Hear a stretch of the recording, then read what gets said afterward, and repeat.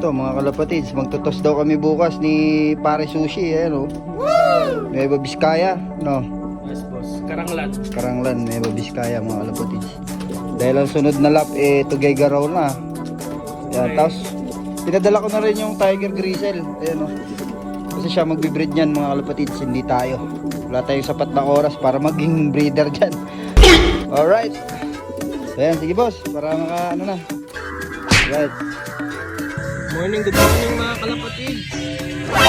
Okay, time check tayo. 7 AM. Dito tayo sa Karanglan, Nueva Vizcaya. Ayan, tapos tayo ng mga warriors natin. Preparation para sa darating na pip lap Tuguegarao, BBC.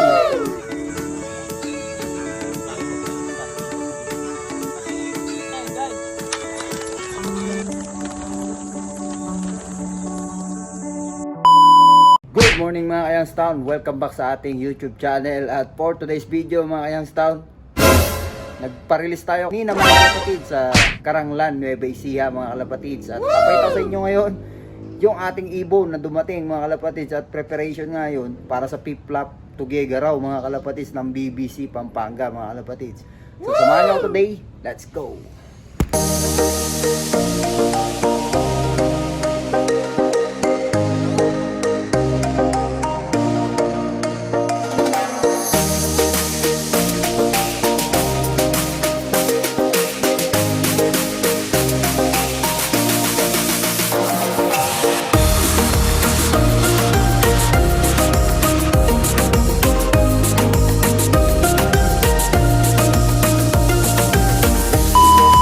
Yun na mga kalapatids, at alas 10 na rin ng umaga ano. Pero kanina pa to nakandito mga kalapatids. Nirelease ito ng 7:10 ng umaga mga kalapatids. At nag-arrive siya dito ng 7:56. Mga ganun mga kalapatids. 7:56, yes.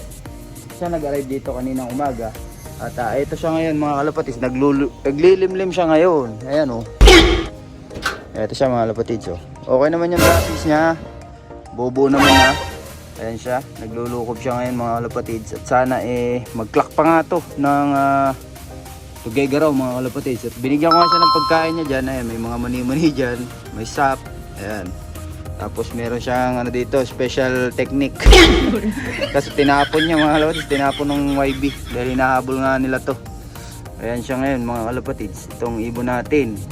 So kanina na-release nga sila ng Karanglan Nueva Ecija. Yan, tapos umuwi siya ng 7:56 in the morning mga kalapatids. At ang release nila ay 7:10 ng umaga. So ilang minuto niya lang nilipad ang Karanglan Nueva Ecija mga kalapatids.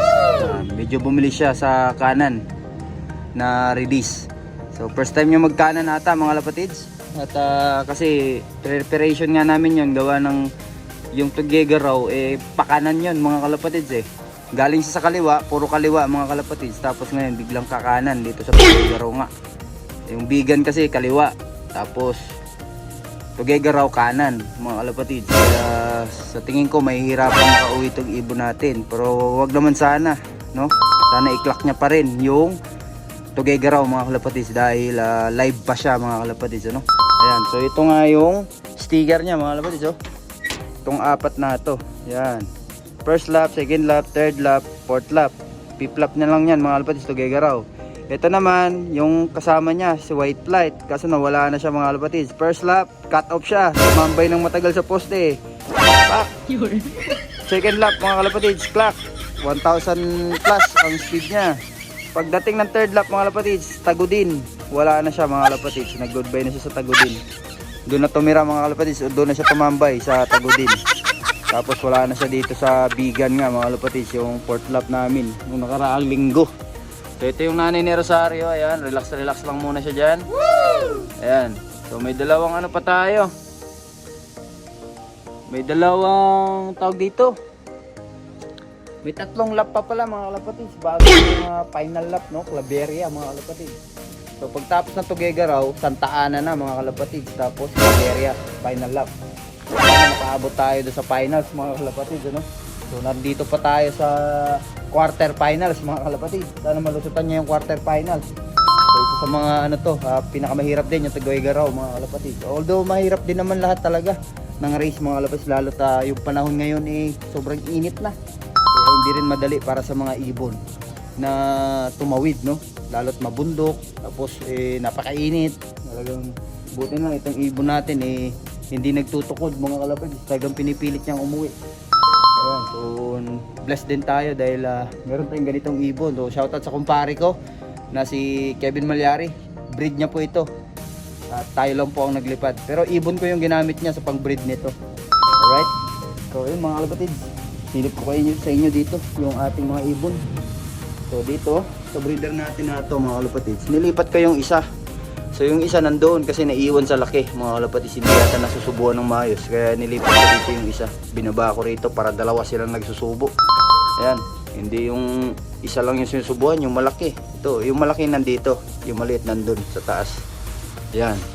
Tapos dito naman mga kalapatids, itong stitch natin. Ayan, dyan siya mga kalapatids. Kinukondisyon pa natin to dahil nagpapunta siya sa lugon. Maglulugon pa lang siya mga kalapatids. Ayan. Ayan. Tapos pagka paparas natin siya dito sa alan chan natin mga kalapatids. Ayan. Ganda ng droppings yan mga kalapatids. Kaya lang sumabit nga to sa dito. Hindi ko alam saan sumabit to. Dito ata mga kalapatids. Sumabit siya dyan. Sugat yung paa niya. Ito. Kala ko pinupusa siya nung gabi na inalis ko siya dyan. Ayan. Tapos dito yung kapatid ni Lightning. Ayan. Yung trademark natin na ibon mga kalapatids, kulay white talaga. Yan yung hindi mawawala sa atin, yung mga puti na yan. Kasi yan trademark natin. Tapos may itlog na rin sila. Ito naman yung Mariano mga kalapatids. Yan. Old line. Mariano old line mga kalapatids. Yan. So ito gagawin nating yaya. Pagka dalawa na itlog na itong mga to, kukunin ko yung itlog nila, lilipat ko rin sa taas. Yan. Hindi pa yata dalawa itlog na ito mga kalapatids Hindi pa dalawa. So yun, ikuha na lang natin yan mga kalapatids. Tanggalin natin itlog nila. Tapos ipapalit natin yung nandito para yun ang mapisa mga kalapatids yung supplier natin. Kasi solido din yung bloodline nun. So sana maganda ang ilipad nito hanggang sa dulo nga ng karera. Nandyan pa rin siya. Sana mag-clock sa lahat. Kahit paano kumurot-kurot man lang ng konti mga kalapatids. Ito yung comeback natin sa pag-iibon. Kasi nga huminto tayo mga kalapatids. No? Gawa ng pangarap nga nating mga ibang bansa pero hindi tayo natutuloy, no? So delay tayo mga kalapatids. Pero okay lang yan kasi kasama pa rin naman natin yung pamilya natin at hindi tayo napalayo sa kanila, no? So okay lang din yun. So may purpose si Jesus, si Lord, ang Panginoon, kung bakit hindi tayo nakaalis. Alright, so hanggang dito lang mga kalapatids. Like, comment, share, and subscribe. Ingat mga kalapatids. God bless. Bye.